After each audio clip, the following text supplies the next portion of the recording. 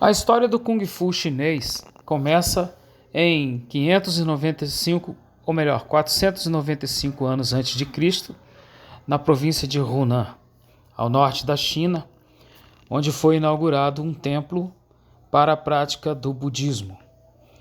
O budismo era a filosofia que era apregoada e ensinada por Siddhartha Gautama, também conhecido como Sakyamuni.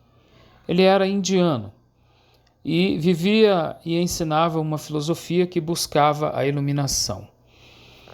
Então esse templo Pak Siu Lung foi construído aos pés da montanha Shaoxi, ao lado da montanha Song, ao norte da China, e a finalidade era fazer com que os monges habitassem lá para aprender a filosofia. Lá eles tinham que fazer algumas atividades que eram peculiares. Eles tinham que carregar água, lavar roupa, plantar o próprio alimento, cultivar a terra e ainda praticar exercícios e a meditação. Nesta época foram criados alguns exercícios que ficaram conhecidos como Sichuan, que eram movimentos da garça, que tinham por finalidade trabalhar o equilíbrio e também a flexibilidade. Ali eles praticavam esses movimentos para fugir do sedentarismo. O movimento do dragão, que tinha por finalidade aumentar o grau de concentração. O movimento do leopardo, que tinha por finalidade fortalecer os dedos. E, por último, o movimento do tigre, ou melhor, da serpente. E ali eles praticavam esses movimentos. Também o movimento do tigre, que era um estilo que visava fazer com que a força fosse focada nas partes superiores do corpo, nos dedos, braços, ombros, peitorais, etc.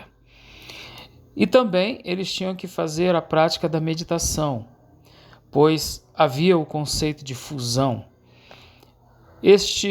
Essa prática veio da Índia, de uma outra arte marcial chamada Kalari-Paliati, onde os indianos também praticavam com armas como bastões, cimitarras, lanças e outros armamentos. Mas a finalidade principal do Kung Fu não é oferecer apenas um treinamento físico, não é apenas oferecer um fortalecimento do corpo, da mente, pura e simplesmente.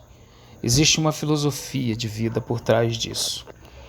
E o Kung Fu só foi se chamar Kung Fu mesmo muitos anos depois, porque depois desse período aí, eles começaram a reconhecer o método criado no templo Shaolin como Xuan Fa, que literalmente significa o modo de punho.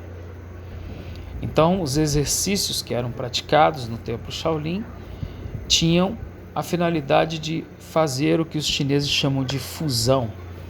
Fusão é a integração entre o corpo e a mente, utilizando o princípio da energia interior, conhecido na China como Qi. Muitas pessoas já falaram inúmeras vezes sobre isso. Mas para você se identificar com uma arte marcial, o termo não é Kung Fu, é Wushu. Wushu significa ofício de guerrear ou arte marcial, enquanto que Kung Fu significa trabalho excelente, trabalho árduo ou habilidade adquirida com o tempo, ou ainda tempo de habilidade. Então, o Kung Fu surgiu a partir da união entre exercícios físicos, exercícios respiratórios, exercícios mentais, como a meditação, e a filosofia, onde os monges aprendem o valor da humildade.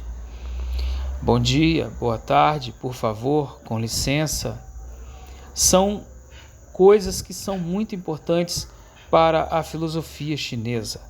A filosofia do Kung Fu está pautada no respeito, pois o O Kung Fu inicialmente começou a ser ensinado como uma maneira de viver. Assim, os praticantes buscavam a iluminação, ou até mesmo o Nirvana, que é reconhecido hoje como o orgasmo da alma, o bem-estar total, a plenitude.